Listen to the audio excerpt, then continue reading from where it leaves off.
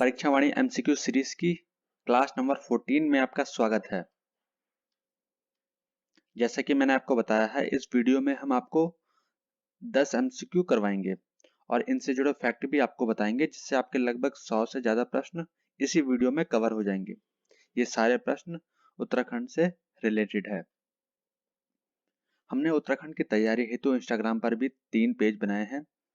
उत्तराखंड सामान्य ज्ञान के लिए उत्तराखंड जीके ऑफिशियल, और सामान्य ज्ञान और सामान्य अध्ययन के लिए जनरल स्टडी ऑफिशियल 1, और हिंदी के लिए हिंदी क्लासेस ऑफिशियल। आप इन तीनों पेज को फॉलो कर लीजिए। इसमें 100 नंबर का जो उत्तराखंड का सिलेबस है, ये पूरा कवर कराया जा रहा है। तो पहले प्रश्न पर आते हैं। पंच केदार वर्ग में निम्न में से कौन सा एक मंदिर नहीं है? आपके 4 ऑप्शन है। आपका सही जवाब होगा ऑप्शन डी, विश्वनाथ। जो विश्वनाथ मंदिर है, ये पंच केदार मंदिर के ग्रुप में नहीं आता है। तो कौन से 5 मंदिर पंच केदार में आते हैं, उनको देख लेते हैं। केदारनाथ, मदमहेश्वर, तुंगनाथ, रुद्रनाथ और कल्पेश्वर। ये पांचों मंदिर पंच केदार में आते हैं। इसमें से जो केदारनाथ है, ये प्रमुख केदार है। जो रुद्रनाथ और कल्पेश्वर मंदिर है, पंच केदार में से जो रुद्रनाथ और कल्पेश्वर है, ये चमोली जिले के अंतर्गत आते हैं। और जो 3 शेष रह जाते हैं, केदारनाथ, मदमहेश्वर और तुंगनाथ, ये रुद्रप्रयाग जिले में आते हैं। पंच केदार में से केदारनाथ, मदमहेश्वर, तुंगनाथ और रुद्रनाथ मंदिर की व्यवस्था केदारनाथ मंदिर समिति द्वारा किया जाता है, जबकि जो कल्पेश्वर मंदिर है, इसकी व्यवस्था बद्रीनाथ मंदिर समिति द्वारा किया जाता है। रुद्रप्रयाग एक पंच प्रयाग में से एक है। यहाँ पर यानी रुद्रप्रयाग में अलकनंदा एवं मंदाकिनी नदी का संगम होता है। 16 सितंबर 1997 को टिहरी, पौड़ी तथा चमोली, इन तीनों जिलों की सीमा रुद्रप्रयाग से लगती है। तो इन तीनों जिलों का कुछ भाग लेकर रुद्रप्रयाग जिला बनाया गया 16 सितंबर 1997 को। प्रश्न 2 पर आते हैं। अस्कोट अराकोट अभियान किसके द्वारा संचालित होता है? आपका जवाब होगा ऑप्शन डी, पहाड़ संस्थान के द्वारा। अच्छा, कुछ चीजें देख लेते हैं। जैसे गढ़वाली पुरुषों के परिधान क्या क्या होते हैं? धोती, चूड़ीदार पायजामा, कुर्ता, मिर्जई, सफेद टोपी, पगड़ी, बास्कट जिसे मोरी भी कहते हैं, गुलबंद आदि, ये गढ़वाली पुरुषों के परिधान है। इसी तरह गढ़वाली स्त्रियों के परिधान आंगड़ी, गाती, धोती, पिछौड़ा आदि है। और गढ़वाली बच्चों के परिधान झगुली, घाघरा, कोट, चूड़ीदार पजामा, संतरात आदि। प्रश्न 3, विंटरलाइन कार्निवाल कहाँ मनाया जाता है? आपका जवाब होगा ऑप्शन ए, मसूरी में। मसूरी में विंटरलाइन कार्निवाल फेस्टिवल मनाया जाता है।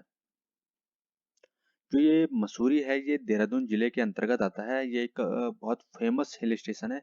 इसको पहाड़ों की रानी भी कहते हैं। हिंदुस्तान के सबसे पुराने हिल स्टेशन के रूप में मसूरी को जाना जाता है। कैप्टन यंग ने मसूरी की खोज 1825 में की थी। अंग्रेजों ने यहाँ की भूमि को टिहरी नरेश सुदर्शन शाह से 80 वर्ष के लिए पट्टे पर लिया था। तिब्बती धर्मगुरु दलाई लामा 1959 में सबसे पहले मसूरी ही आए थे। जो रस्किन बॉन्ड है, ये उत्तराखंड राज्य के एकमात्र ऐसे साहित्यकार है जिनकी अंग्रेजी भाषा में 100 से अधिक पुस्तकें छप चुकी है, और ये मसूरी में निवास करते हैं। प्रश्न 4, इनमें से कौन सा उत्तराखंड का लोक वाद्य यंत्र है? या आपको 4 ऑप्शन दिए गए हैं, वीणा, सितार, हुड़का और तानपुरा। इसमें से आपको बताना है कौन सा उत्तराखंड का वाद्य यंत्र है।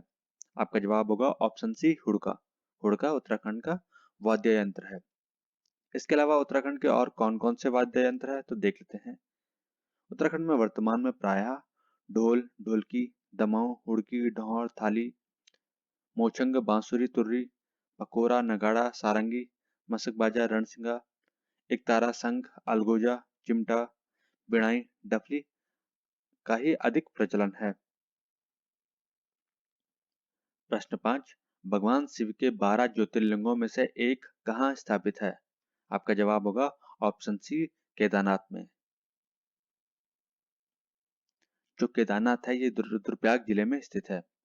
रुद्रप्रयाग मैंने आपको बताया था, ये पंच प्रयाग में से एक है। यहाँ पर अलकनंदा एवं मंदाकिनी नदी का संगम होता है। जो रुद्रप्रयाग है ये केदारनाथ और बद्रीनाथ धाम की यात्रा का मुख्य पड़ाव है। रुद्रप्रयाग से एक मोटर मार्ग केदारनाथ, दूसरा बद्रीनाथ और तीसरा नागनाथ पोखरी जाता है। केदारनाथ मंदाकिनी नदी के शीर्ष पर स्थित है। केदारनाथ मंदिर के कारण ही गढ़वाल का प्राचीन नाम केदारखंड पड़ा। केदारनाथ मंदिर कत्यूरी निर्माण शैली का है। यह मंदिर छत्र प्रासाद युक्त है। इसके गर्भगृह में त्रिकोण आकृति की एक बहुत बड़ी ग्रेनाइट की शिला है, जिसकी पूजा भक्तगण करते हैं। प्रश्न 6 पर आते हैं। राज्य में खनन नीति की घोषणा कब की गई? आपका जवाब होगा ऑप्शन बी 2001 में। सन 2001 में राज्य में खनन नीति की घोषणा की गई थी। 9 नवंबर सन 2000 को राज्य का गठन हुआ। इसके बाद 4 अप्रैल 2001 को राज्य के लिए खनन नीति की घोषणा की गई, जिसके अनुसार वन क्षेत्र में स्थित खदानों में खनन कार्य उत्तरांचल वन विकास निगम तथा अन्य राजस्व क्षेत्रों में खनन कार्य गढ़वाल मंडल विकास निगम तथा कुमाऊं मंडल विकास निगम द्वारा किया जाएगा। इस नीति के तहत एक खनिज निधि की स्थापना की गई है, जिसके अंतर्गत राजस्व का 5% मुख्य खनिजों से तथा 5% उप खनिजों से एकत्रित करके इस निधि में जमा करने का प्रावधान है।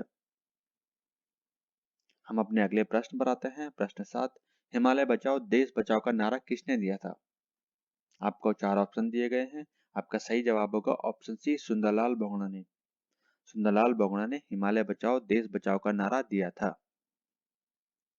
जो चिपको आंदोलन है, इसकी शुरुआत गौरा देवी ने की थी। गौरा देवी एक 23 वर्षीय विधवा महिला थी। यह लाता गांव से थी, जो कि चमोली में स्थित है, लेकिन इसका विवाह रेणी गांव के मेहरबान सिंह से हुआ था। इस आंदोलन में गांववासी पेड़ों से चिपक जाते थे और उनको पेड़ों को जो ठेकेदार काटने आते थे उनको रोकते थे। चिपको आंदोलनकारी महिलाओं द्वारा 1977 में एक नारा दिया गया था, क्या है जंगल के उपकार, मिट्टी पानी और बयार, जिंदा रहने के आधार। चिपको आंदोलन को अपने शिखर पर पहुंचाने में सुंदरलाल बहुगुणा और चंडी प्रसाद भट्ट ने महत्वपूर्ण भूमिका निभाई। चमोली के चंडी प्रसाद भट्ट को 1982 में रैमन मैग्सेसे पुरस्कार भी दिया गया। प्रश्न 8, जून 2006 में आरबीआई की शाखा राज्य के किस जिले में खोली गई?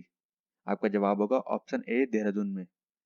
30 जून 2006 को देहरादून में आरबीआई की शाखा का कार्यालय खोला गया। सिडकुल की स्थापना 2002 में की गई थी। चूने के अधिकतम भंडार देहरादून में होने के कारण अधिकांश सीमेंट फैक्ट्रियां देहरादून में स्थापित है। राज्य के सबसे पुरानी सूती वस्त्र मिल उधमसिंह नगर के काशीपुर में स्थित है। राज्य में सूती वस्त्र मिल देहरादून, उधमसिंह नगर तथा नैनीताल में स्थित है। एशिया का सबसे बड़ा कागज उद्योग century paper and pulp board Lal Kuan Nainital में स्थित है। प्रश्न 9, महासु यानी महाशिव निम्न में से किस जनजाति के प्रमुख देवता हैं? जौनसारी जनजाति। आपका जवाब होगा जौनसारी जनजाति, ऑप्शन ए। 95% या 95% जौनसारी देहरादून में निवास करते हैं। जौनसारी जनजाति समूह राज्य का दूसरा सबसे बड़ा समूह है, और अगर आपसे पहला पूछा जाएगा तो आपका जवाब होगा थारू जनजाति। जौनसारी जनजाति गढ़वाल का सबसे बड़ा जनजातीय समूह है और कुमाऊं का थारू जनजाति है। जौनसारी लोग, इनका निवास स्थान दून बाबर क्षेत्र है। दून बाबर क्षेत्र मुख्य रूप से चक्राता, कालसी, लाखा मंडल और टिहरी के जौनपुर क्षेत्र को कहते हैं। इनकी मुख्य भाषा जौनसारी है।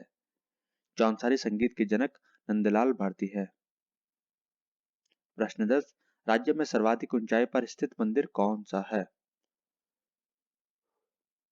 आपका जवाब होगा ऑप्शन सी तुंगनाथ। तुंगनाथ मंदिर पंच केदार मंदिर में से एक है। यह रुद्रप्रयाग जिले में स्थित है। पंच केदार में ने तृतीय केदार कहा जाता है। यह उखीमठ गोपेश्वर मार्ग पर चंद्रशिला पर्वत के शिखर पर स्थित है। यहाँ शिव के हाथ की पूजा होती है। शीतकाल में तुंगनाथ की पूजा मक्कू मठ में की जाती है। धन्यवाद। जैसा कि मैंने आपको बताया है, हमने उत्तराखंड की तैयारी हेतु इंस्टाग्राम पे 3 पेज बनाए हैं, तो आप इनको तीनों पेजों को फॉलो कर लीजिए और नोटिफिकेशन के लिए आप टेलीग्राम को भी फॉलो कर लीजिए। धन्यवाद।